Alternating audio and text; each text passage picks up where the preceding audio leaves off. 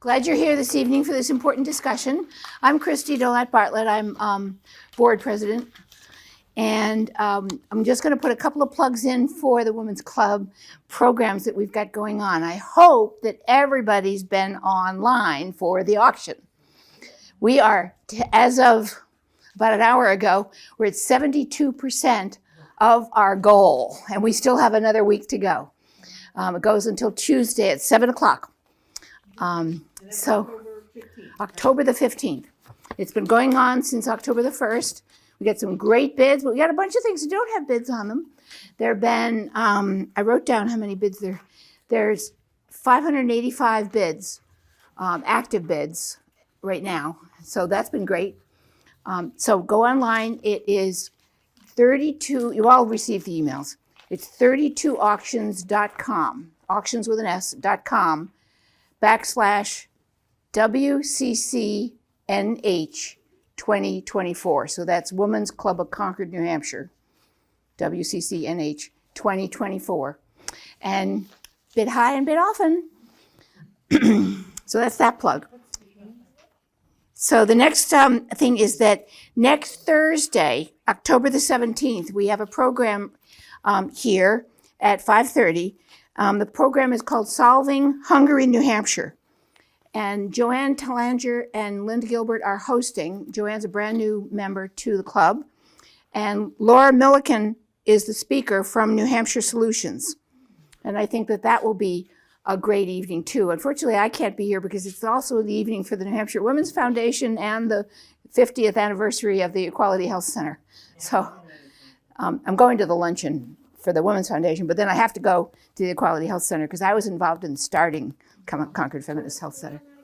That's on Thursday, October the 17th. And if you ever have any questions about events and the schedule, you can always go on our website, WCCNH.com. And all our events are in the calendars there. So only housekeeping is if you don't know where the bathroom is, the little half bathroom is right down this hallway at the end of the stairs there.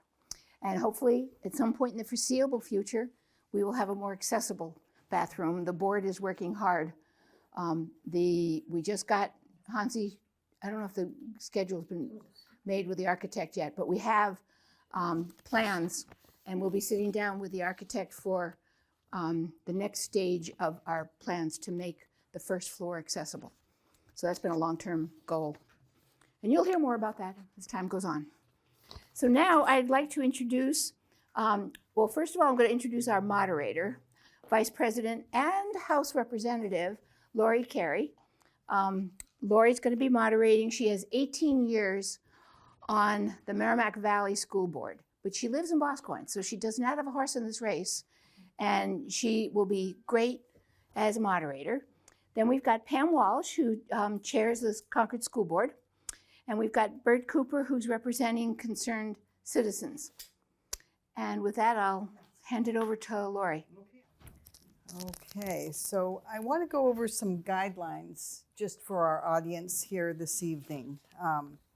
Our audience, we have restricted to Women's Club members and their spouses in an effort to keep this a very civil discussion. And my expectations are, and I'm sure you will all rise to meet them, is respectful behavior, silence during the presentations, no interruptions. Recording and photography is being done by Concord Television, so please don't snap any pictures. Your cell phones, if they could be put on the silent mode, it would be appreciated.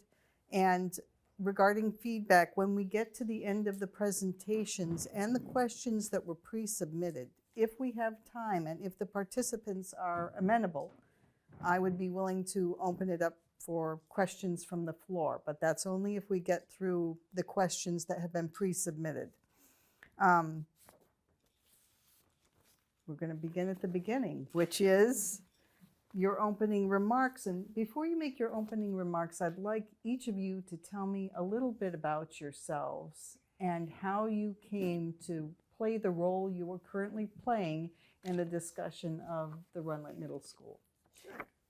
My name is Pamela Walsh. I ran for school board first time 4 years ago. I was the parent of a first grader struggling with Zoom school, and the school board voted to stay in remote. And I thought that we needed to get kids back to school. There was an opening on the board, and I decided to run. And I have a long background in state government, dealing with budgets and policy, and education policy too, which is, I didn't run to deal with construction. There's a lot of other great things that are important that are going on that I hope someday we can talk about. But this is an important project too. Okay, and Bert? So I formerly taught math and science in private schools for about 6 years. Then for the past 30 years or so, I've been a lawyer in general practice doing a multitude of things, including some development, including some real estate and representing workers, etc. I became involved initially because I wanted to know why the board wanted to move the school from Rundlet to Clinton Street, and why they didn't want to just renovate. So that's when I started digging into what was going on, and there is a abundance of information on the internet about school construction and also about the history of this project. So I have gigabytes in my folders, which Google is telling me I'm nearing my capacity. So. All right, so we'll start then with you, Pam. Okay. And we've all got our timers here. Great. And I passed out a little PowerPoint, but I'm not going to go word for word from it. I think it's important to start at the beginning, which was in 2015, well before I was on board. The Capital Facilities Committee started looking at the middle school, which is approaching 70 years old, and was built as a junior high, not a middle school. And they held a community visiting session and got a lot of feedback about what people would like to see in a middle school. Some of it is in the current design, and an auditorium for theater. The swimming pool is not. And then they commissioned a study looking at renovation versus building new. And the conclusion was that renovation was about as expensive as building new without a significantly better learning environment. We don't teach middle school. We didn't have middle school 70 years ago, and we don't teach it the way we do now. The current school isn't ADA compliant. There's one small elevator in one section of the building. There's traffic issues. I've recently become the parent of a Rundlet student, and I've so enjoyed the 4 lanes of traffic that merge into one at the drop-off point. There's electrical issues, roof issues, all the fun things you get with an old building. That started the process. 2019, there was a leadership change in the district. Things sort of stalled, and then COVID hit, and it was put rightfully on the back burner to deal with all the issues that needed to be dealt with. In addition, at the same time, there had been a state moratorium on building aid for new projects for many, many years that didn't get lifted until recently. During that time, the church reached out to the district to see if it would be interested in acquiring its property on Clinton Street for a new school. The district had been looking to see what other properties. They looked at Lincoln Financial, they looked at the mall, pretty much anywhere you can think of got looked at. There is no ideal, perfect site. During that time, we're also looking at what grades would we include in the middle school. Should we include 5th grade? There was a thought at the time that maybe universal pre-K was coming, and our current elementary schools couldn't handle that expansion. The board ultimately decided not to move 5th grade at this time. The church decided not to sell. So we regrouped and we looked at the 2 properties that we owned. The area around Broken Ground was bought in the 80s to be a school property. And we spent about 6 months comparing the 2 sites. Both sites need infrastructure improvements. Over on the south end, Cypress Street would have to be reworked to allow it to be to allow for bus access. That would also potentially limit fields. The pipes under the building are 70 years old. They would probably need to be addressed too. For me, I feel like I have two fiduciary responsibility to two groups of people as a member of the school board: students, now and future, and taxpayers. And so I looked at the project through that lens. The Runlet site costs more. And it costs more for a bunch of reasons, including you'd have to take down the existing building.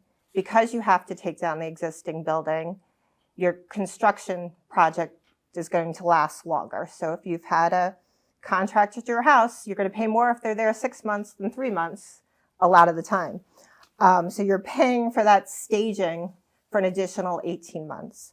The project wouldn't be fully usable for about 18 months to 2 years longer.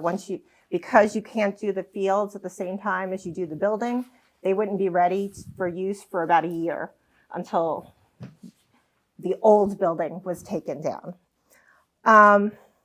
There's no room for future growth. My child went to Christa McAuliffe. I love that little school. It's wonderful, but we have an exploding preschool population that we are required to provide services for. And we offer it at Abbott Downing, we offer it at Broken Ground, we offer it at Beaver Meadow. We can't do it at Christa McAuliffe. We just don't have the space. The property is so tight, there's nowhere to go. And that leads into the construction. It would be as close as 30 feet to the back fence of the neighbors, as close as 30 to 40 feet to the old school. And I looked at some of the construction projects that had happened. Oyster River, built during COVID. They got lucky in some ways that they didn't have to deal with their students during COVID. When they went into the construction, they're like, oh, the whole building can stay. They had to take down their gym. Which brings me, and in addition to losing playing space permanently for Runlet, it would have to infringe on some of Abbott Downing's space, potentially. Brings me to the students, the disruption to students who would go 5 years without a playing space, 5 years with living in and studying in a construction zone. I hear a lot about, oh, it's okay, children are resilient. If you look at the mental health crisis we have in our schools, I question that statement to begin with, but also they deserve to have a good opportunities as their other peers and kids that will come before them and after them. But Runlet does have embedded. It's close. There's a lot of sentimental attachment to it. People be fine. You know, I get that. Like, I don't want to borrow trouble. If I could have gotten myself to vote for Runlet as the best place for taxpayers and kids, I would have done it, because I could be at hockey practice right now watching my kid and talking to the other moms. But it comes down to Broken Ground is less expensive. There's more of a buffer zone for the neighbors and the other schools. We can take cars off the road there. We can build a driveway that can take 90 cars. So, you know, you don't have the backup I saw on South Street this morning. There's an opportunity for more outdoor activities and outdoor lessons for students. Better able to meet the athletic needs of the school. And it's more centrally located. It will have fewer students who are in walking distance, but many students who will have less of a commuting distance. So in December, the board voted to proceed with the Broken Ground site. December. We moved on to the next phase, which was getting estimates and setting a cap on the project. And that went going back and looking at the list of dreams and sort of trimming that back. We then we set the cap at $152 million. We hope to continue to move that down. The tax impact is about $147 in the first year for a home. It will go down every year after that. That's at a 4.1% interest rate, which we think we can do better based on the bonds that we've just sold and what we're seeing in the market. But, we're going to stay with a very conservative estimate. Our goal is not to surprise people. And we will get we are now in the design construction phase, and so we will get another set of estimates in December or January. And it'll be a continuing process, and it's balancing costs now with costs later.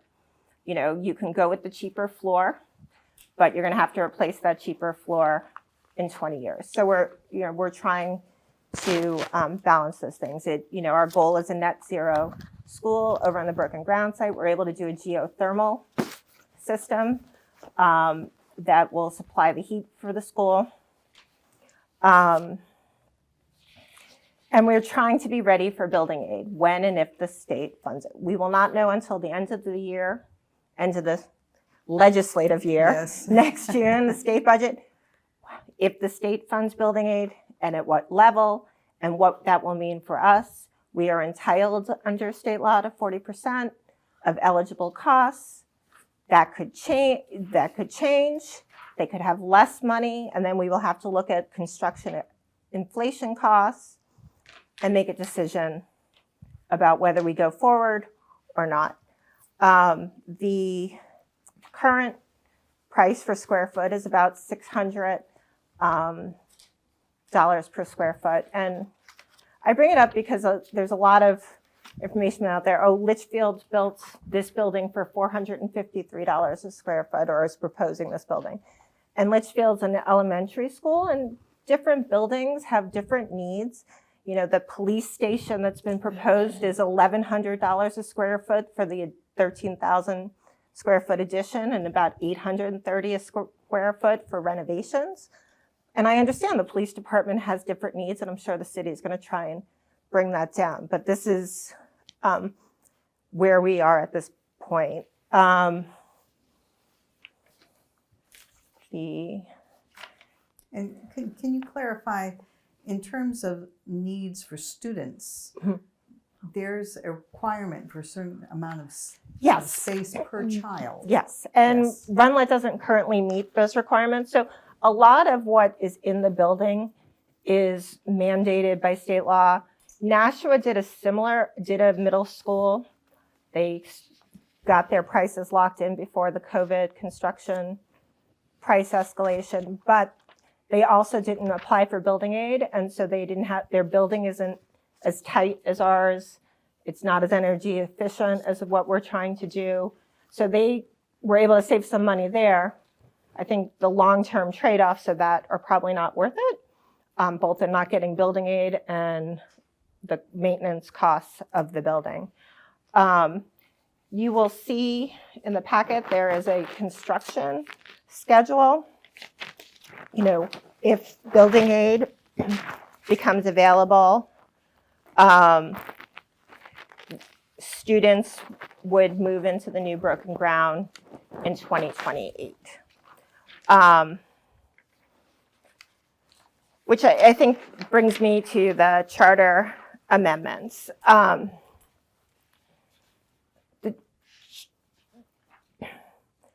The charter amendments, the first one says that we would have to start the process over and go for a vote next November if we were going to stay at the same site. I think the goal is to try and get us to stay at Runlet, and I appreciate that people would like that. I think there is some misinformation, because when I talk to voters, they say, well, the school's so expensive, so, I want to be able to vote on the cost. The charter amendment doesn't give people a vote on the cost of the school. In fact, it could push us to the higher cost option. If we had to move back to Runlet, the process would be delayed about a year on top of the already longer construction schedule. Students would move in 2030. The fields would be ready in 2032. And there'd be a lot of additional costs. Runlet was the more expensive option to begin with because of the demolition, because of the phasing. We would then have to pay for schematic design again. And because of the continued escalation in construction costs. Our budget now includes estimates to the midway point of the construction project, which is the industry standard. So we've baked in how much we think costs are going to go up.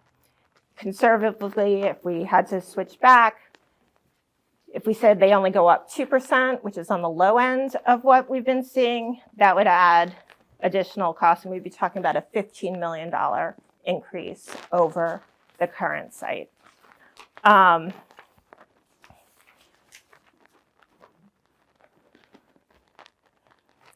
The other concern I have about the amendment is the lack of flexibility. If there was a fire, there's no exception in the charter amendment for emergencies. Yes, we could go to the state. Hopefully, maybe the governor will issue an executive order overriding it, but there is no exception for that. The second charter amendment, I'm not sure what the goal is. I think it's to prevent the district from selling either property, but it says we can't sell any building over any piece of land over 1 acre without a vote. The district owns a lot of different pieces of land. We own the old Eastman School, which needs a lot of maintenance, and we've been considering whether we should dispose of that property.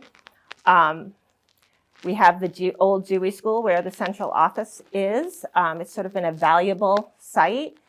It's not handicapped accessible. We had an employee who broke a leg and had to work out of the kitchen, and everyone had to come down to see her because she could not travel. So, if we could get a better deal, sell that for more than the cost of moving central office, that might be something worth. But you don't get the best deals when you're on a year timeline for going to sell the property. I get that people are connected to Runlet and change is very difficult. I think these amendments, I think our system has worked well. The school board is elected just the same as the city council, and we take our responsibilities seriously over the last 10 years. The combined local and state education tax increase has been about 1.21%. Now I recognize that property values are going up, so it feels like more than that, but there is continued work to do on the cost, but we take the trust that the taxpayers have been given us and treat it very seriously. And in the end, I think these amendments would end up costing taxpayers more rather than less. I think that's my time. Okay, boy, you came in under the limit here. Okay. All right. Do I get her extra now time? No, we'll save that extra time for the audience if it's available, because we do, of course, have a number of questions after each of you has your presentation. So, Bert, your presentation next. Okay, well, my background covers a lot of different things, and I'm kind of curious, so I tend to dig into stuff. So that's why I feel comfortable, addressing some of these issues. First thing I'd like to say is I do not speak for Concord concerned citizens as their, specific representative. Concord Concerned Citizens is part of a very large coalition. There are people in that group who share the same ideas that I have. There are people outside that group that share the same ideas that Concord Concerned Citizens have. But there are a lot of people who, have different opinions with respect to what Concord Concerned Citizens, was originally doing and is what they're doing now. So I can really only say that I speak for myself. I think a lot of what I'm going to say, though, is shared by a lot of the public. And you'll find out this isn't about sentiment. This is about facts. This is about real issues that we as citizens feel need to be discussed in public and shouldn't be effectively not considered at all in the thing. The first thing I would also like to say is I would like to thank Pam Walsh and all the members of the school board. They do a heck of a job. They're put a lot of time into it, present and future school board, past school board members. I respect the amount of effort that they put into it. Pam is right. A construction project is a huge thing. It's a lot to keep track of, especially when you're planning to move from one location to another location to another location. I don't, doubt that at all. Okay, other towns and cities sometimes use committees that are much larger, even in that initial stage. So look at Massachusetts, Concord, Massachusetts. Okay, you look at what they do. It's a much broader group, more ability to look into some of these areas that I'm going to talk about right now. But I do thank them. This is a multi-generational decision. This is not a decision which is going to be, done on a frequent basis. Most of you will never see this decision ever again, right?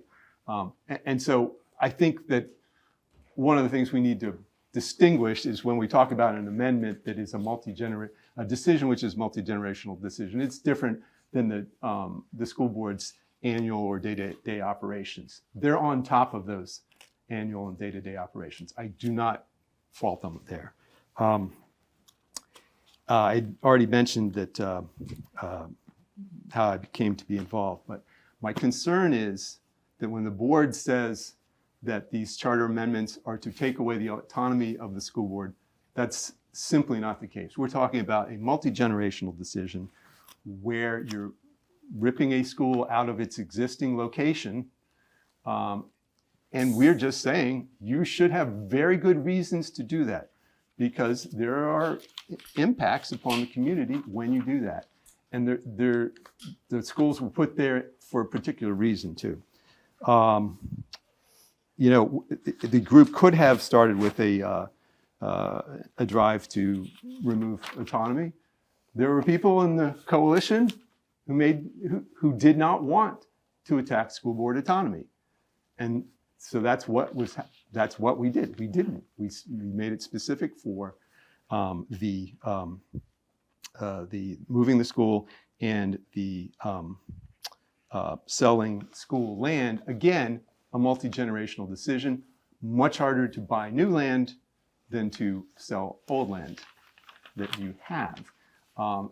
And in general, a lot of places you can't sell public land without a public process.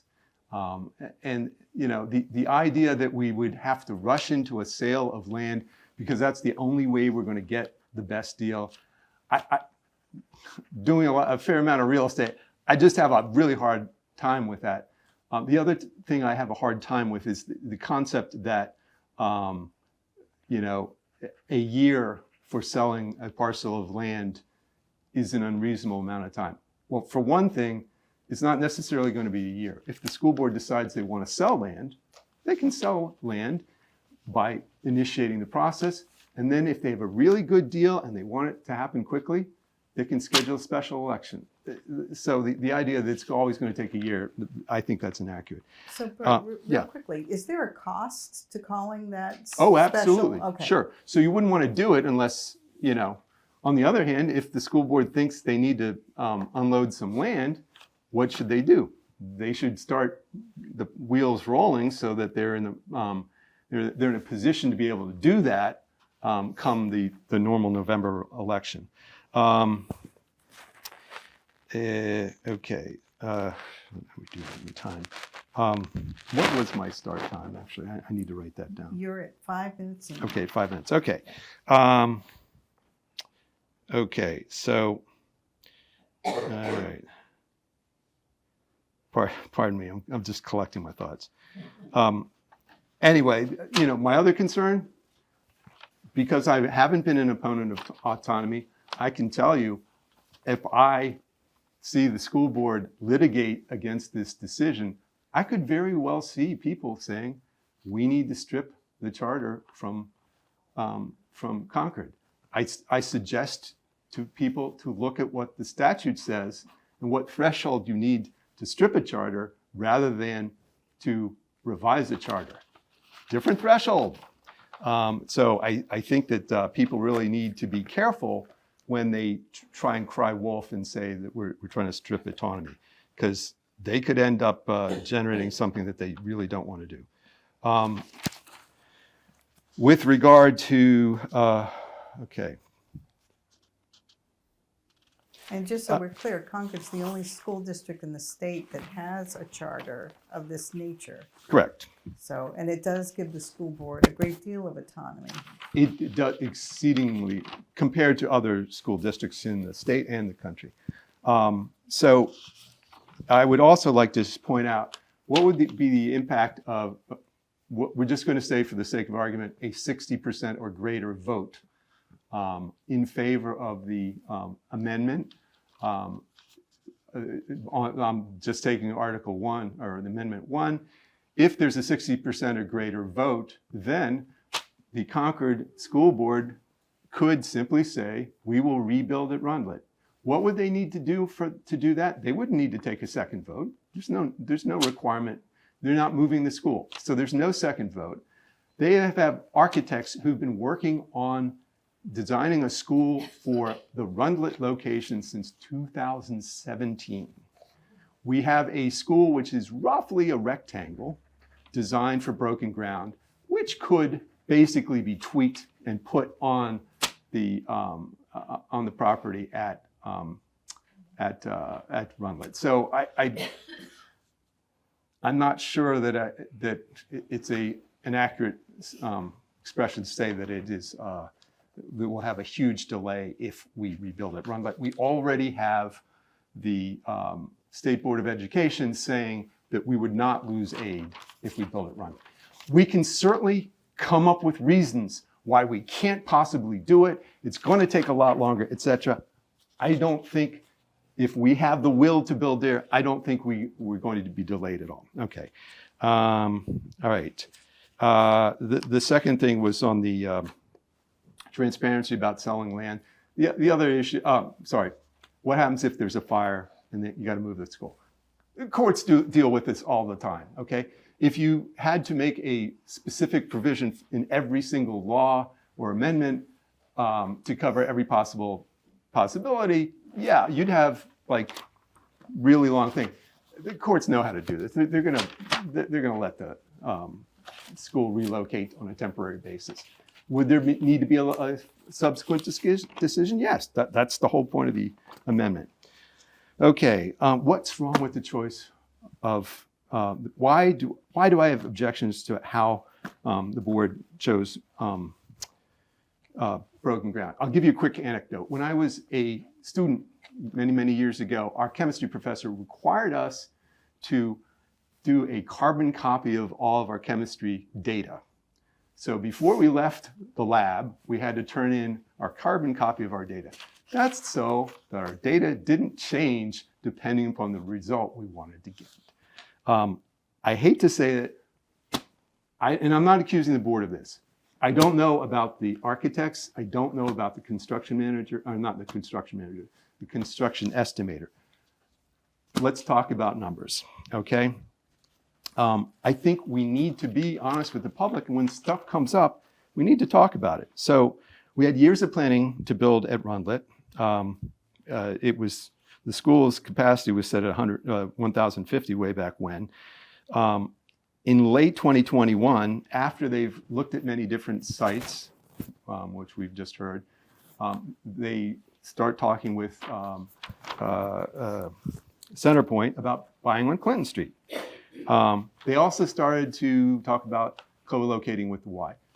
Great idea in principle. Problem is complexity, delay. There would be a financial risk and a timing risk if we were building with the Y. That took a while. We spent time and money on that. The same thing, we spent time and money on the pursuing the Clinton Street site. comparison of Clinton and Rundlet, both walkable. There was a claim that Springfield neighbors right next to Rundlet would object if the school was built there. We have architects showing plans which strip out all of the trees on the neighbors' backyards so that the neighbors just see this looming out. All those trees, they happen to be on the neighbor's land and not on the school site. So, little things like that. Anyway, Clinton Street was to be $2 million more expensive to build at Clinton Street than it would have been to build at Rundlet. That's before taking into account any infrastructure like contributions to the highway, contributions to sidewalks along the state highway, et cetera. So we know cost is not the end all and be all for the board. Rundlet was supposed to take 10 months longer to complete. The assumption was that there would be no delay from working with the YMCA, all right? That's, a problem. Anyway, so when I got involved with this, my first question was, how many students live within walking distance of Rundlet? So that distance is basically 1.5 miles. And then later was how many students live within walking distance of broken ground? Why? Well, some of those students are now and in the future, during the next 50, 60 years, those houses that those students can walk from now, right? Whether they're walking today, where they live now, how many are there? Those indicate houses that are houses where students could walk from in the future. It's important to know those figures. Why? Because it affects buses. As if I don't run out of time, I'll explain why buses are an important thing. How am I doing on time? Let's see. You are at almost 13 minutes. Oh gosh, I better speed up. Yep. Anyway, the upshot is I asked the question, and actually some other board members asked the question, and as far as I can tell, that specific question has never been answered. The other question that I really wanted answered was how many, and the issue for broken ground is students living south of 393 are not going to be walking to school. We heard parents complain about that issue. So it's an even smaller group in not an area with dense sidewalks, et cetera. It's an area where, yes, there's conservation land right behind the school, which means that there aren't neighborhoods with students there. So more kids are going to walk, but it also means if you look to, students in those two areas who are on free and reduced lunch, it means they may have difficulty getting back and forth to school because there may only be one car in the family. So they may be in charge of picking up a sibling at Abbott Downing or Krista McAuliffe or what have you. I think it could potentially have a much greater impact on those families. We don't have those numbers. If we talk about equity for the city, equity would also say, let's find out about those numbers. Let's find out how many free and reduced lunch live near Rundlet and how many free and reduced lunch live within that walkable distance to broken ground. Broken ground is the most affluent census tract in the city, okay? So, when people say equity for the east side, okay, but if you have to drive, you can drive different places for a few minutes more. Time? You're still on schedule. We've got about 5 minutes left. Okay. So student population surveys, that was an issue for me too. They weren't updated. If we still belong to the New England's NESDEC, as it's called, we're entitled to have updated population surveys every year. They'll do it for us, okay? We need to provide information to them, though. We don't, based upon what's been published on the website. Their surveys were more accurate than the Davis population survey, which hadn't been updated since 2019. It means we are potentially overbuilding the school. Maybe, maybe not, I don't know. But the other issue is it's not statistically valid which a statistically valid population survey is required under the state education rules for state building aid when the original application was filed.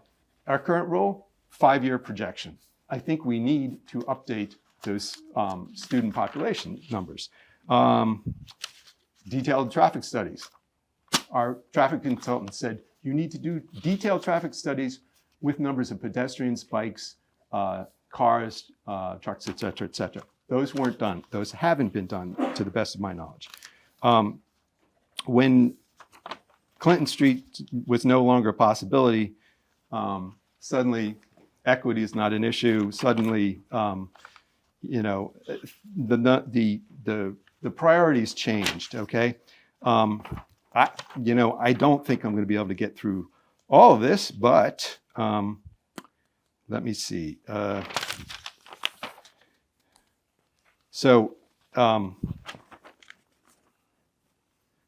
What's my time? I'm sorry. You've still got 3 and Okay. a quarter minutes. I'm back to a 3-minute thing.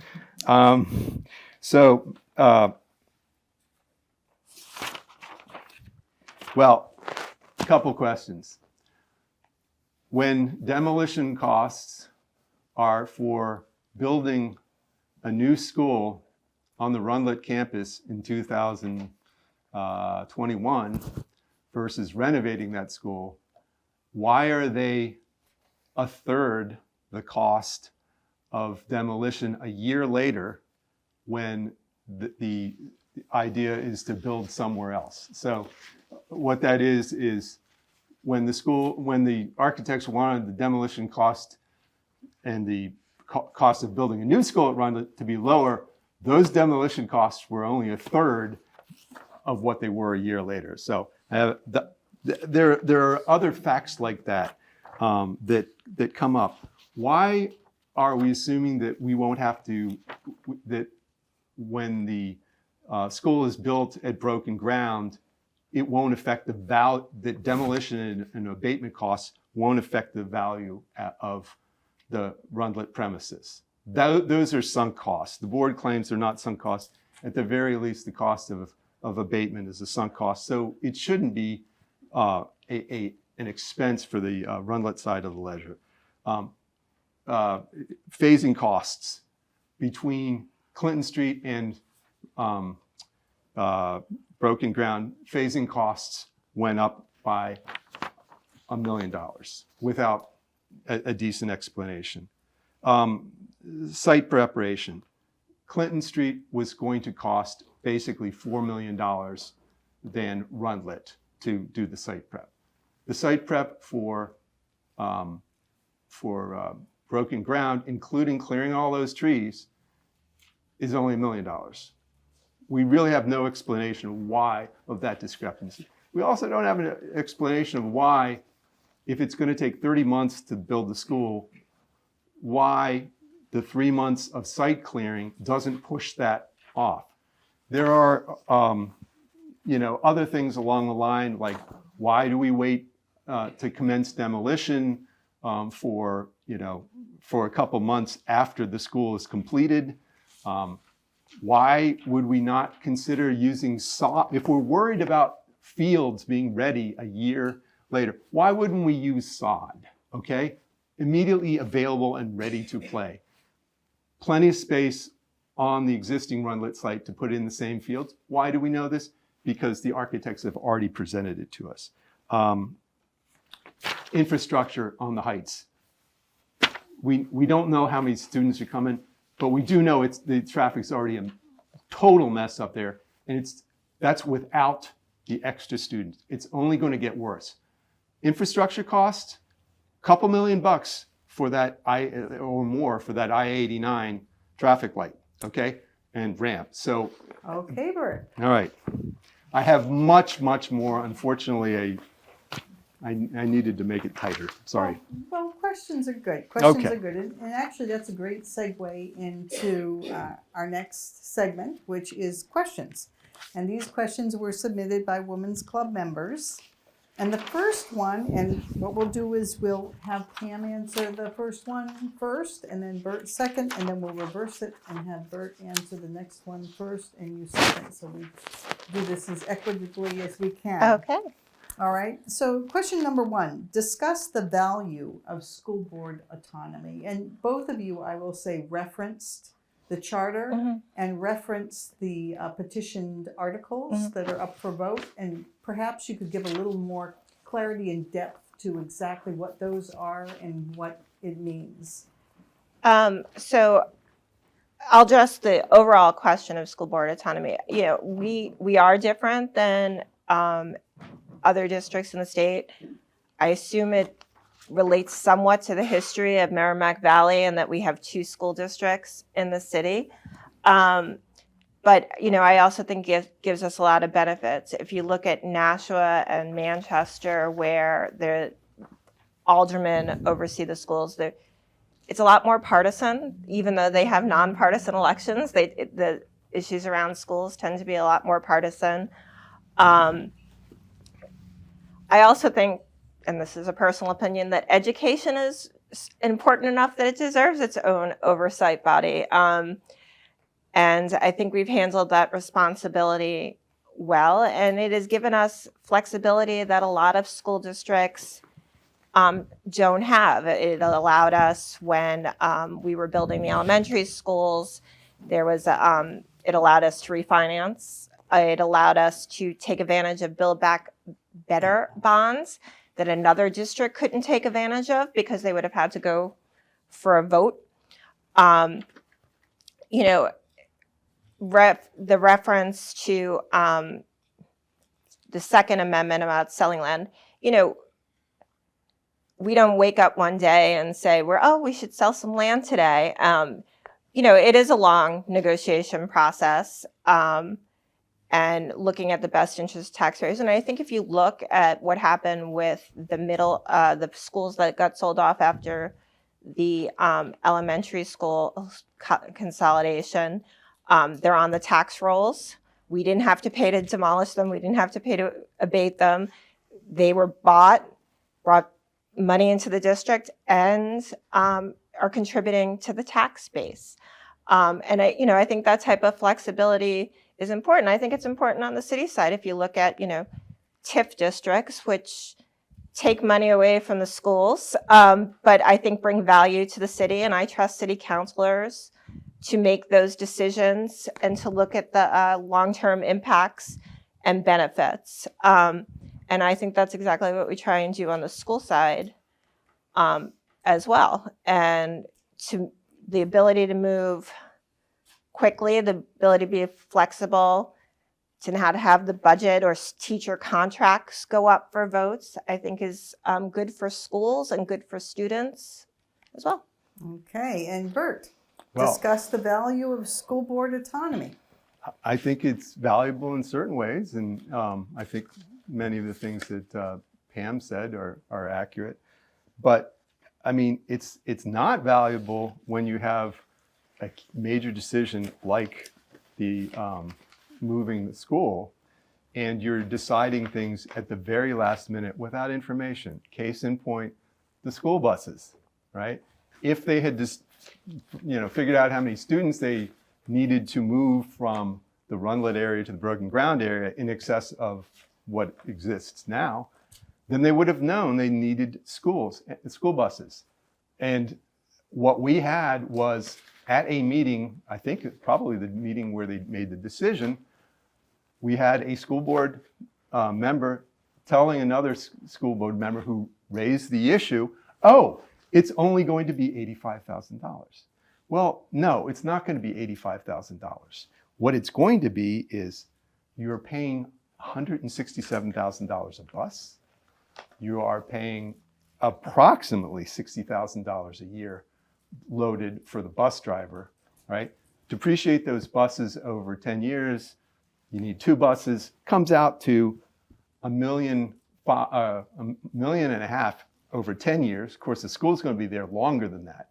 So that's $1 million when they're saying the difference is going to be in the $5 million range. Well, that's $1.5 million not covered by school building aid at 40%, compared with things which would be covered. Likewise for, making a decision at the last minute on whether there should be more discussion of whether demolition costs are a sunk cost or not. So you're saying part of the challenge with school board autonomy is some of these issues don't get investigated as deeply as you believe they should be. As they ought to, really. Okay. Yeah. Okay. All right, here's the next question. This is a long one, so listen closely.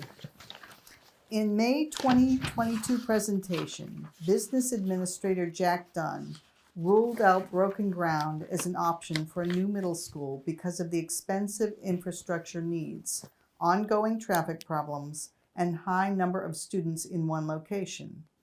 Board member Barb Higgins, who's a women's club member, pointed out that no one could walk or bike there except the students in the immediate area.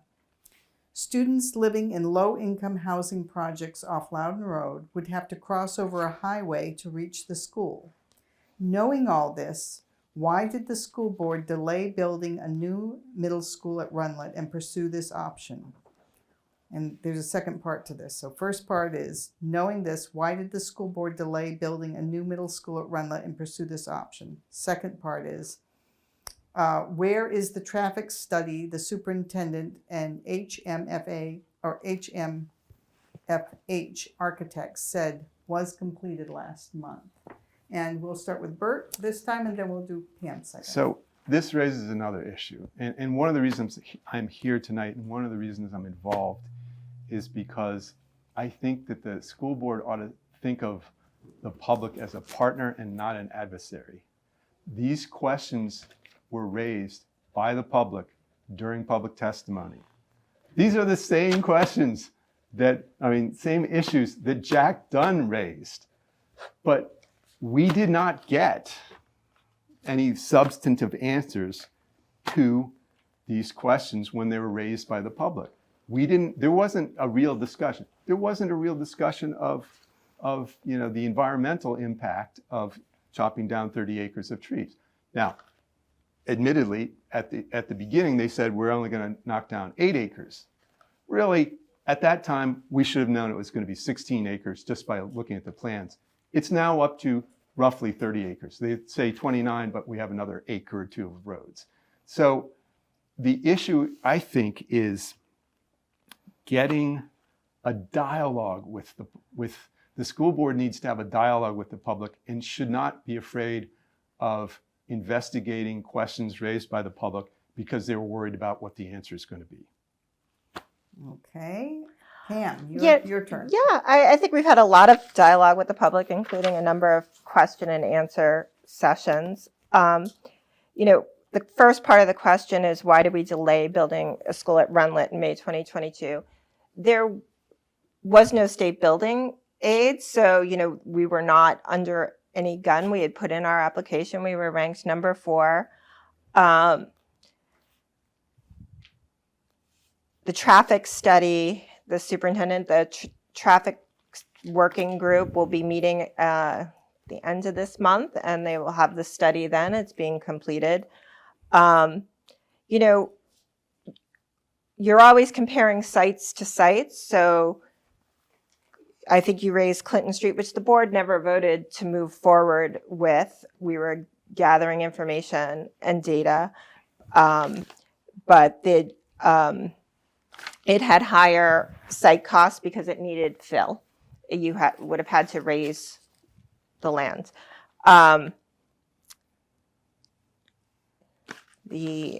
That was one of the issues. It's 22.5 to 24 acres. The 8 acres was the building, and then the fields are additional acreage.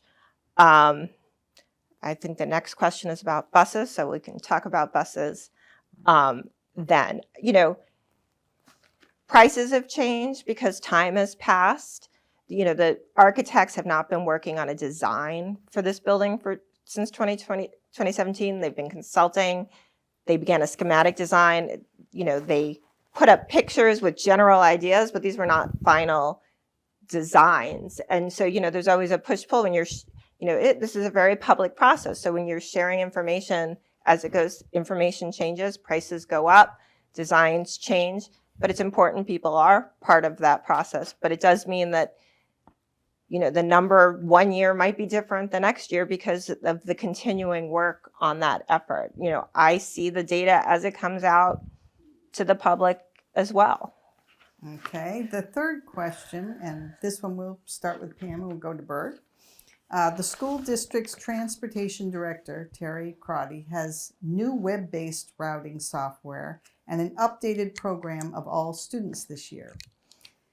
How many students live within the 1.5 miles of Runlet, which I think Bert had mentioned earlier, and how many live within 1 mile of the proposed location at Broken Ground? Okay. Well, I'm going to give both sets of numbers because you're comparing apples and oranges there. Okay. It is 133 students within 1 mile of Runlet and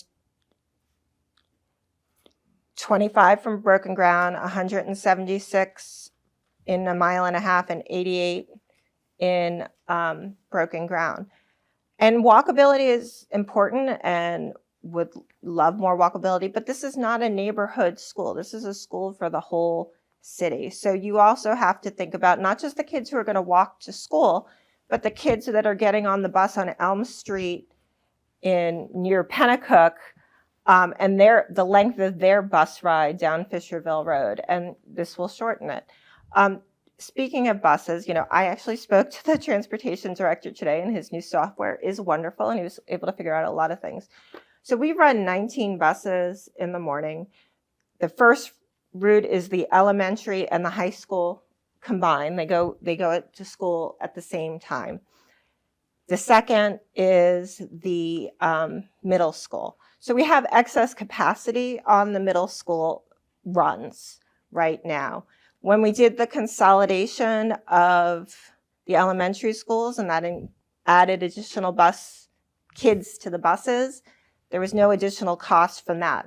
Cost for buses and bus drivers go up, but it wasn't because we had to add buses for that. Mr. Cooper said that, there were good reasons for where the school was put. And I'm sure there were really good reasons for putting the school where they put it in 1957.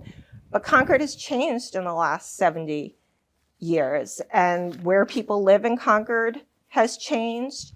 The south end is pretty, where Runlet is. It's very close to the Bow border. It's about as far as you can get from other parts of the city. So, equity means a lot of things. One of the things it means to me is, okay, so kids get to take turns on who has to ride the bus and for how long. They're still going to be going to the high school over in the downtown area. So. Okay, and Bert. I forgot what the question I'll was. read the question to you. The school district's transportation director, Terry Crotty, has new web-based routing software and an updated program of all students this year. How many students live within the 1.5 miles of Runlet, and how many live within 1 mile of the proposed location at Broken Ground? And this is something you had brought up earlier in Right. your So, discussion. and I would have guessed closer to 200 for the 1.5 miles to Runlet, but I don't know. I've been asking the question for this. So literally tonight is the first time I've actually heard an answer to that question. I guess, yeah. Anyway. So, and it sounds like, and of course, data is always an interesting thing. So I think you said roughly 133 kids live Within 1 mile. within 1 mile. But do all those children take the buses? Because as we know, mom drops them off, or they, That's bus eligible. yes. So they're Or- bus or the- eligible, actually, that's bus yes. eligible. That's what lives within 1 mile and not Okay. bus eligible. Yeah. not bus eligible. So, again, when we look at data, such as data as how many kids will or won't ride a bus, there's the variable of how many kids have parents that transport them too, which goes back to the other discussion of the traffic study. Well, and also I'm sorry, it's your time. No, I mean, I think I like this dialogue actually. So It also goes to, just because kids are not bus eligible does not mean they are walking or biking to school. the principal at Runlet actually counted today, and there were 21 bikes and 1 scooter, and that included a couple of teacher bikes. That's about what I counted a few weeks ago when I was there. I'm picking my son up for a dentist appointment. And those are beautiful fall days. On average, they count about 70 kids a day walking or biking into the school. That also includes kids whose parents don't want to wait in the drop-off line and drop them off around the corner so that they can avoid the drop-off line and let the kid walk the last few blocks. So it's a thing. But again, if we were talking about elementary school, that I think, about 80%. Last year was about 85% of kids were bus eligible. This is based on this current year's school population at Runlet. Could change next year. But the fact is that most kids are still taking the bus. All right, so let's go to the next question. Describe, and this one we're starting with Bert. Okay, describe how the public was included in the decision-making process. So this is probably one of my fundamental reasons for being here tonight. It is my sense, and may feel otherwise, but it's my sense that we would ask questions and we would not get an answer. Or we'd ask questions and we get not exactly the answer. And so we had large numbers of people, or the people who showed up, by and large, at lots of these meetings until literally the amendment, when I happened to be out of town when the amendment meeting took place. So I wasn't there. I wasn't able to speak up at the time. I could have answered quite a few questions there. But the issue was we had many, many people take the time out of their day to show up at school board meetings, to show up at working sessions, to show up at public presentations by Concord Green Space, things at Millbrook, things at the high school, vastly in favor of remaining at Runlet. Not for sentiment, not for, personal reasons of they wanted, the nostalgia or whatever. It was for the environment. It was for cost. It was for benefits to kids like walking. So when we talk about walking, what do we do to encourage walking? Here was a question I asked that was never answered. Another issue was, what do we have effectively? Do we have an inventory of students walking from Runlet to Memorial Field, to the high school, or to other places in the city? Do we have any plans to expand that? That's healthy. That's good. It's not just students walking from home to the school. It's students walking from the middle school to other resources in the city. You're not going to walk to other resources with the sole exception of hiking trails, right, at broken ground. You don't have any other walkable resources. I know the sports teams, would go up to Memorial Field. I know that people would walk up to the high school. So, and it also makes it closer for the teachers. That's another issue. But, this is pie in the sky. But if we didn't have enough money to build exactly what we wanted to build, and we were building at Runlet, could we reuse the gym and then take some of that money and expand the proposed auditorium? There are a lot of things that were never delved into because to the public, it felt like blinders on from the time of looking at Clinton Street. The blinders were not Runlet. So you're saying there was opportunity for the public? And the public opposed it. The public at regular school board meetings, or were there special meetings? Regular school board meetings, special meetings, public presentations. If you go back and look at the tapes, I think there were at least 100 or more at Millbrook, and the testimony there was, you know, maybe 3-1 against moving the school. So there were opportunities for the public to speak at regular school board Right. meetings, as well as some additional meetings. And and Bert, was the expectation that you would be able to get responses, or were there promises that you'd get responses later after research was done?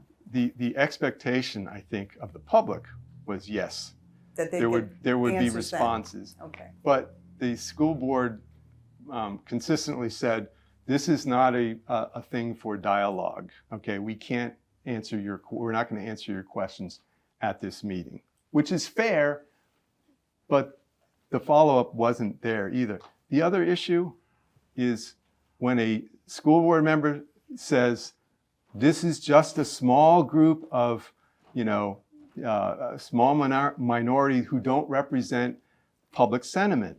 You know, when you have a school board member in the summer of 2024 saying it's only a small group of 40 to 60 opponents, that at that time there were over like 300 signs, lawn signs in people's yards. There was already more than 1,000 who had signed an online petition opposing it. So the problem is, to some members of the public, we feel they're blinders. You're not, that the certain board members are not willing to ask questions that they don't want to hear the answers to. Okay, and Pam, segue over to you. Same question. Sure. Describe how the public was included in the decision. Sure. Well, it began back in 2017 where the public was invited to sort of give their vision for a new middle school.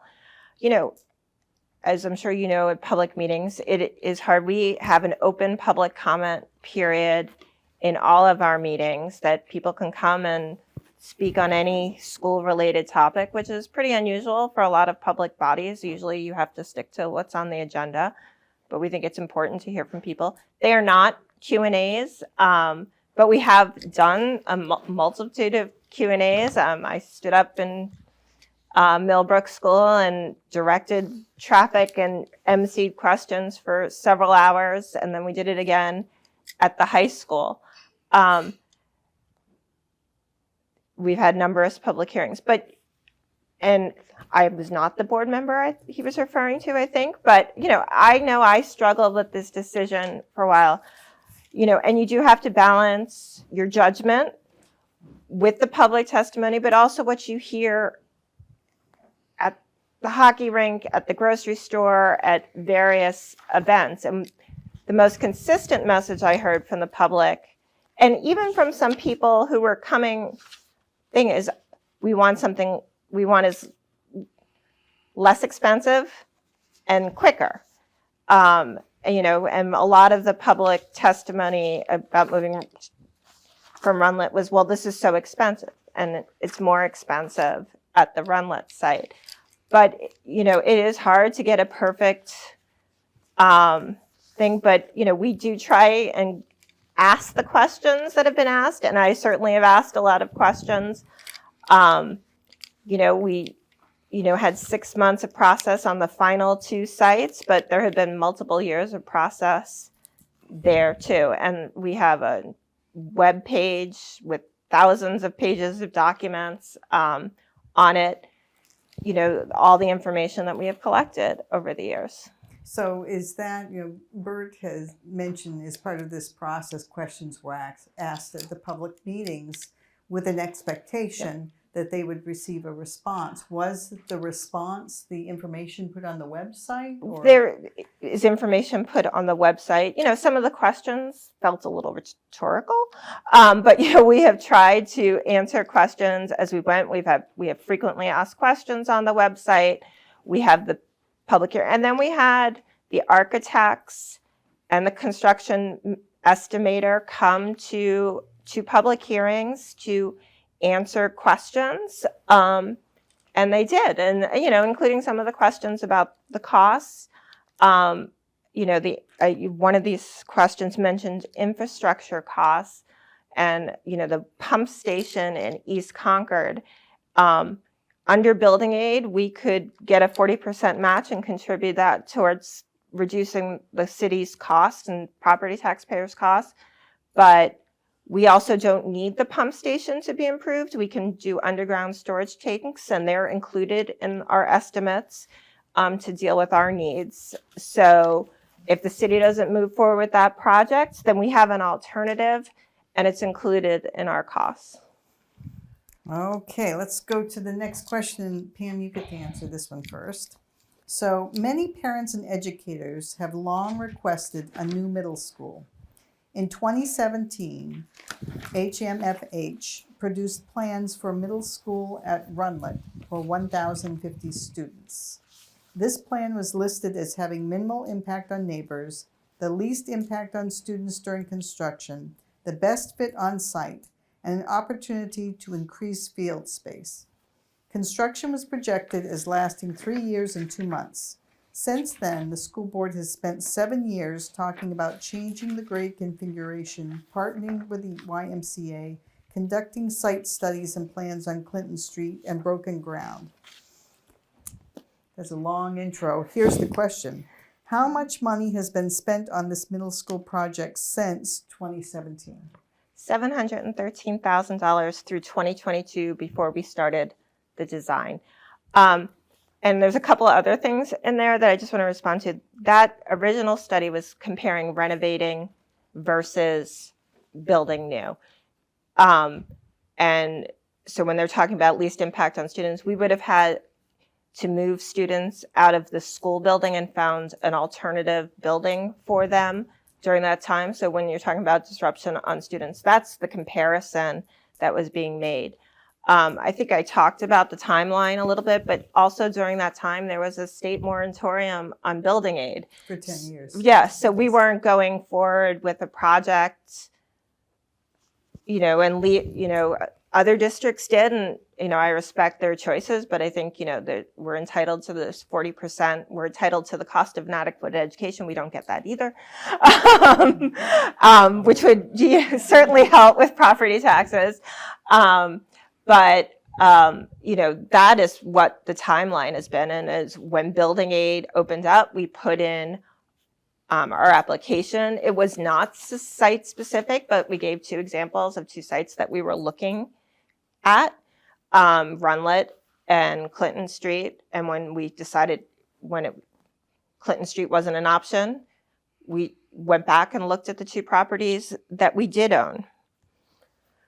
Okay, Bert, your question. Do you want me to read the whole thing or just that last part, which was how much money has been spent on this middle school project? So my understanding is that there have been plans showing rebuilding schools at Runlet, right? And not on top of the existing Runlet.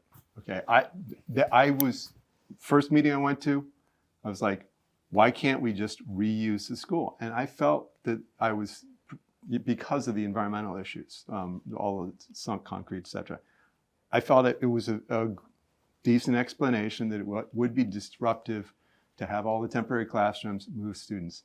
My daughters did go to school in temporary classrooms. It wasn't a big deal, okay? But if you had to do like 30 temporary classrooms, that would be a different issue. But there were plans for to rebuild at Runlet, not on top of the existing school. Those plans have been around, for a while. Oh, darn! There's something I was going to. Oh yes, the other question, in terms of money is, was it ever realistic for us to expect to be able to build a $176 million school? And secondly, at the time we submitted the application, there were already indications that the aid was going to be capped at $50 million. Right now, I think we're looking at $50 million or less if we understand what the state building aid person said. And that means compared to our state building aid application, the finances outlined in that, we're going to be running about $17 million short on the expected 25 or $27 million of state aid that we'd be eligible for. So we may have a situation where the board has to consider whether more comes out of our pocket or the school gets reduced in size somewhat. So that keeps things in a bit of flux. So the idea that everything is going to be in stone right away it's not 100% certain that that's the case. Okay, I'm going to ask a little tangential Sure. follow-up question to this. Both of you have mentioned the importance of having an appropriate student environment in whatever it is you build and wherever it is you build. And both of you have mentioned the costs of building and reliance on state building aid if it doesn't come to be. As we know, the state has not been reliable in this area. What if this whole discussion of costs was taken out of this equation? What if the state fully funded school buildings? Would we be sitting here tonight? I don't know.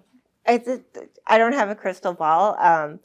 I know for some people, I think the cost is a motivating factor. It's not for other people. So we could be. I think there are, so who knows? Bert? I think based upon the people I've talked with in the coalition that I'm involved with, yes, because based upon the conversations or the statements of certain board members, I think they have been looking for a greenfield site. There's certain board members who feel that, it's just too complicated to build on anything except a greenfield site. And by greenfield site, I mean a site that hasn't had previous construction on it. So and that's unfortunate because there's going to be impact on not just future generations. There's going to be a real impact on students at Millbrook and Broken Ground who are attending now and who will attend in the near future, who will see their forest being chopped down to build that new school. And I think that impact has been sort of poo-pooed by a lot of board members. There's no real discussion about chopping down 30 acres of school land, and we are paying the architect to apply for sustainability grants. We're talking about being conforming with the New Hampshire Climate Action Plan, but they talk about don't build on raw land. And we don't even address that. There's been no substantive discussion. So to answer your question, yeah, I think there would be, we would be here, some of us would be here tonight if money was no object. So it goes beyond the discussion of money. Okay. So that leads us to the next question. Has a cost-benefit analysis been done on the two potential locations of the middle school? And I guess, we can look at this now in a little slightly different light. The cost-benefit analysis isn't just about money. It's about environment. It's about the students. So has that been done, or is there a plan to do it? Yes, that was a key part of the decision-making process, and I included an update in the PowerPoint because if plans change, the costs will be higher. It's about $15.8 million. That does not include escalation on soft costs or the cost of relocating athletics for the 5 years that there's no field space at Runlet, which is used by the high school as well. So yes, that was a key part of the decision. And I struggle with the trees, which is it's 22 and a half to 24, not almost 30. But and if I could find a perfect solution, I would. But I do think that there are benefits to students out there as well. The science teachers are already talking about curriculum opportunities there that they will have and that they're very excited about. The mountain biking club at the middle school is already using the trails for their club activities. I also look at other costs, which is, the cost of families and time and energy and coming to where the current location is, the ability to have more direct bus routes for kids. I think, there are a lot of opportunities too. Okay, and Bert? I don't think so in the grand scheme of things. I don't think so because I think a lot of the issues that the public raised have not really been addressed by the board.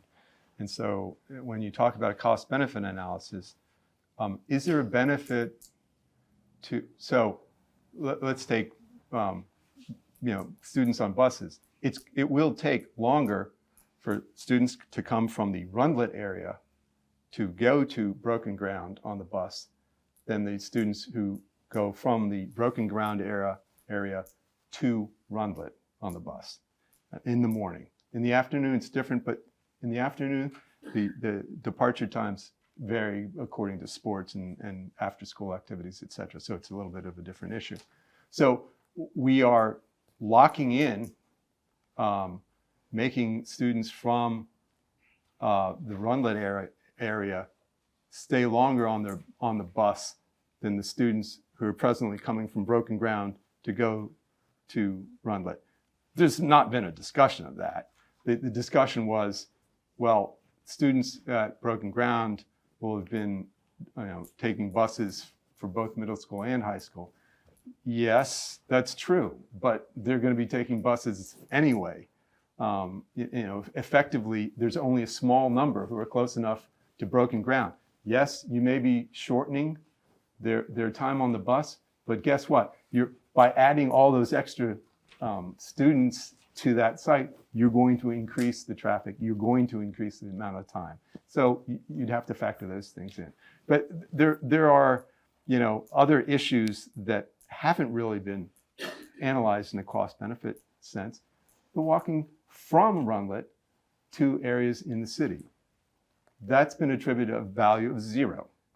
The idea that people being able to drive to Broken Ground at, after school to go to activities, yeah, I'm sure there's some benefit to that, for people to save some time in the car. The problem, and honestly, grant you time finding a parking space because people park in the neighborhoods around Rundlet. That's what they've been doing now. We don't pay for huge parking lots. They just park in the neighborhood. This new school is they're both supposed to have 200 spaces, so I don't know if that varies. But the issue is, do you actually try and quantify that? Because when we talk about walkability, the school board tried to do a comparison of walkability when they're making site selection between Rundlet and Broken Ground. They show sidewalks, some of which actually they're missing a bunch of sidewalks around Rundlet, but be that as it may, what they don't show is the fact that the Rundlet sidewalks connect to a network of dense neighborhoods in the city, and the Broken Ground sidewalks connect to East Side Drive, Portsmouth Street, places that you're not really dense neighborhoods like you have in the South End and the center of the city. Plus, we're seeing building taking place on this side of the river, the Langdon Avenue. There are a variety of other places the bottom line is, if you looked at a map and looked at the density of parcels near Rundlet, including the city center, and looked at the same thing for that area north of 393, huge difference. You just don't have the density, and you won't have the density. So, can I just respond to that quickly? And again, I think the density in the neighborhood makes Abbott Downing a perfect location for an elementary school. But, I'm not sure I agree that kids coming from that area, the Abbott Downing catchment area, going to Broken Ground, have a longer commute. But I do know that, that's only one part of the city. There's, all of northern part of the city. You go over the west if you're coming from the other side of Broken Ground. And there's housing, a lot of housing proposed on that side of the river as well. So I think nothing's perfect, but I do think that, to say that this is the most central location it's very convenient for me, but it's not the most central location in the city. Okay, so we have one more pre-submitted question. Discuss how questions that will be on the November ballot by petition could affect the current Concord School Board from your perspective. If they passed, what change can the public expect? And we'll start with Bert this time. Well, I guess I would hope that if the Concord School Board saw a vote of their threshold of 60% or greater in favor of the two amendments, that they would take that as a sign from the city that they've heard all the arguments made by the school board, but the school board is missing something, and that they really ought to defer to the wisdom of the public. This is not just about money. This is about so many things more than money, and that they hopefully will not litigate against it, but simply move forward with building at Rundlet, which they have the power to do. So just a little clarification. Are these petitions articles advisory, or are they mandates from the public? They are mandates. Gets more complicated after you get beyond that. Okay, so this is not advisory. This is not the public saying, we're advising you that you should. So there was a this. proposal in the summer or fall of early fall of 2023 that the school board take a non-binding referendum on moving the school. They chose not at the November ballot. They chose not to do that. This, however, is a binding thing. What I've read is, at least statements from certain school board members, they would plan to challenge the outcome of the amendment and plan to effectively prevent it from doing what it's intended to do. So just as a matter of clarification, these are binding. Yeah. If they pass with a 60% vote, the school board must. They must. Okay. Now I think the question he's referring to is if you can be retroactive. Okay. And that is what the amendment tries to do. That is a question board members have raised. They have not suggested litigation. I have heard Mr. Cooper suggest litigation if it does. But we all know the courts So- clarify for us Right. what we don't understand. I think what Yes. people can expect is to pay, if it passes, to pay more for a middle school. You're going to, $15.8 million more if it goes on Rundlet. I don't know what the cost would be if there was a vote, but you would expect similar construction escalation costs if you delayed it to bring it to the next November's ballot, where it would be decided by a much smaller portion of who comes out to vote in an off-year school district municipal election. And for the second, I think you will expect lost opportunities, higher costs to maintain buildings, lost opportunities to bring in tax revenue for the city. Okay, now I want to give you 3 minutes apiece. Let's get the timer out for rebuttals, because we've heard a lot of information, and So my understanding is most of the figures that we've heard tonight from Pam come from the same PM&C construction estimator who told us that in June of 2021, it would cost approximately $900,000 to demolish Rundlet. And 1 year later told us it would cost $2.7 million to demolish Rundlet. Those are part of the numbers that they include in their plan. Similarly, we hear that we could not apparently use most of the work that's already been done at Rundlet, work that not only includes things done for this particular project, but also work done to prepare for Abbott Downing, work done when the school was expanded in the 1990s. So we were going to rely upon information developed at Clinton Street that was done in the year 2000, plans that were done in, survey stuff and the like. So I guess, the quote of more delay and $15 million more in costs at Rundlet, I don't believe it. And secondly, I think the idea that they have a handle on what traffic infrastructure and improvements need to be done before construction begins at broken ground, meaning that that stuff needs to be done before you have construction traffic using the same roads that the infrastructure construction traffic are going to use and the students are going to use all at the same time. I see concerns there. Let's leave it at that. I'd also say that, well, anyway, I'll leave it at that. No, you've got another minute. You can finish your rebuttal. In any event, I've asked questions here tonight. I think I'm assuming if Pam had the answers, she would have given them. So I think we'd know right now tonight if Pam knew how many free and reduced lunch students live within a mile and a half of Rundlet, she'd let us know. If Pam knew how many free and reduced lunch families lived within a mile and a half of broken ground north of 393, we'd know that now.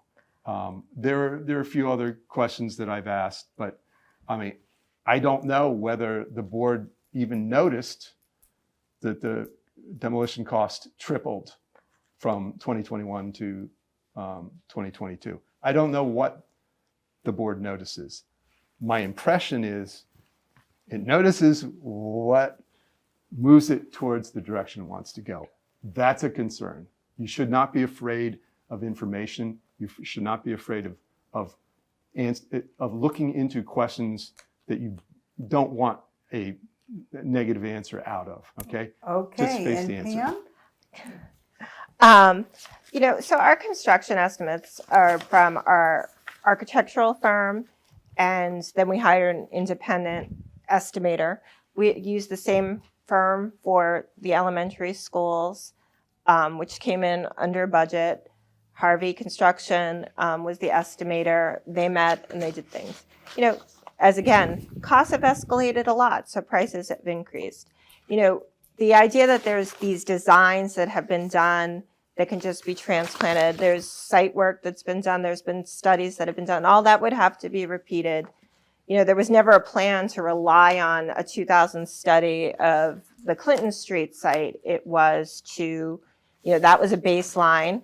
And if we had gone forward with that, we would have done the work that we needed to do. So,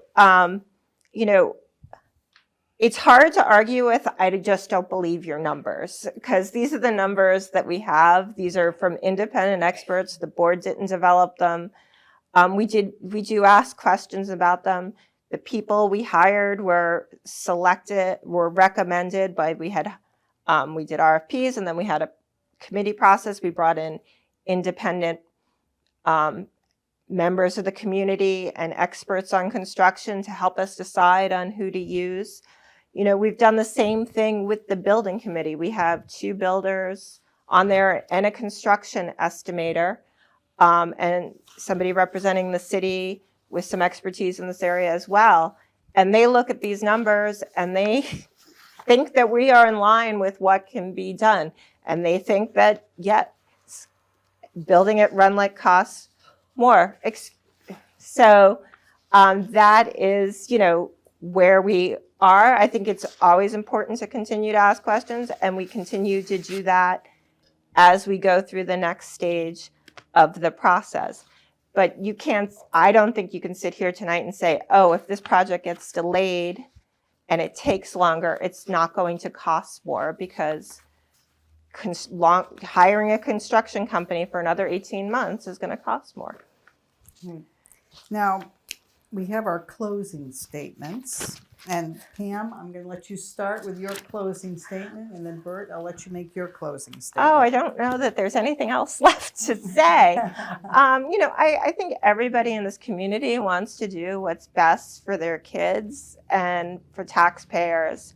And we may have different ways, beliefs about what the best thing is. And, I think every member of the board has tried really hard to look at the facts and the information. And we get frustrated too that numbers change or information changes. But that's what happens as you get further into a project and you learn more. Sometimes you get different information.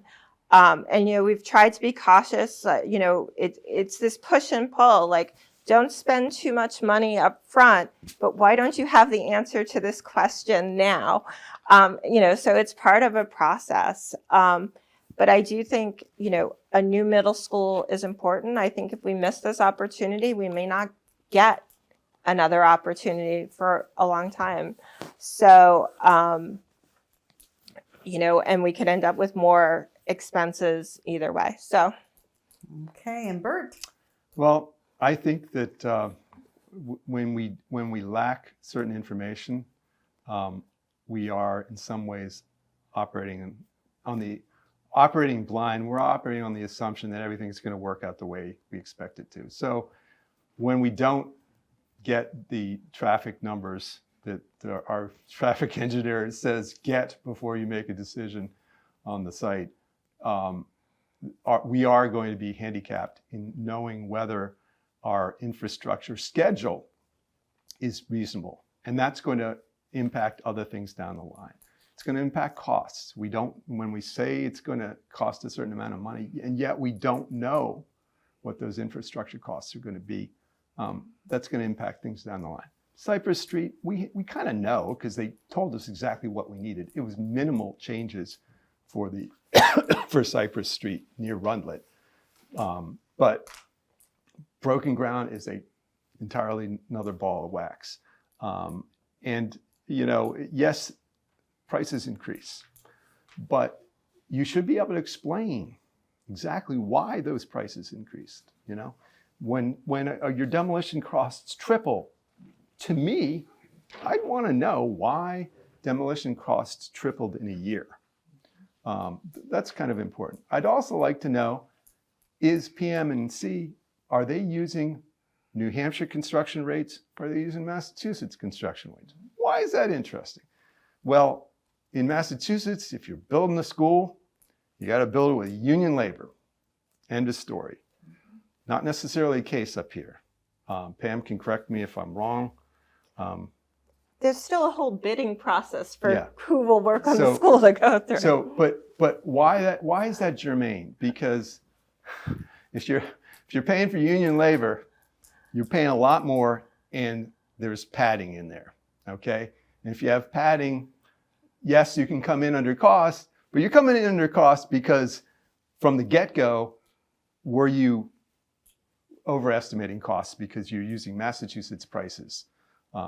So that's one little concern. The more significant concerns are when something goes from, for example, the phasing costs. When the phasing costs go from, $2,100,000 in for Clinton versus Rundlet to $3 million something the next year without an explanation, okay? Because there are inflators already built in. And the other issue is when numbers, go from 40 months to 48 months, again, without explanation.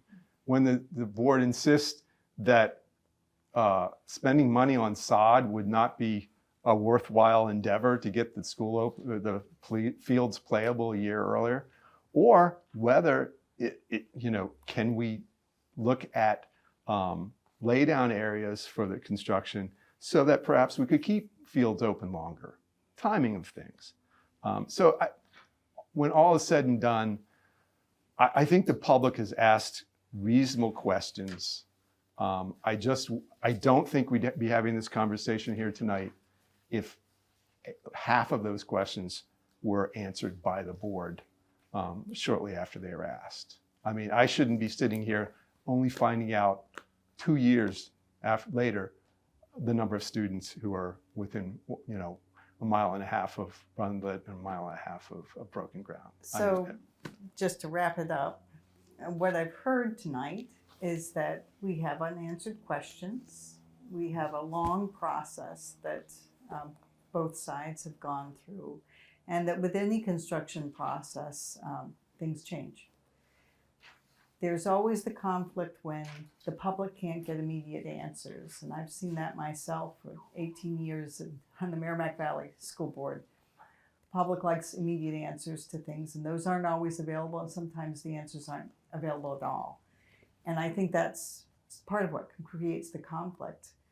But in the end, we know what's coming. A vote is coming, and it's up to the voters, and the voters are going to make the decision at the ballot box. So each side must do the best they can with what they have available to them for tools and resources to communicate that to the voters. And then in the end, it's you, the voters, who get to make the decision at the ballot box. So I want to thank each of you Thank for you. coming here tonight. Pam Walsh with the Concord School Board and Bert Cooper with the Concerned Citizens for joining us here at the Women's Club and answering some of these difficult questions and helping us think more about the process. Thank you. you. You did a great job.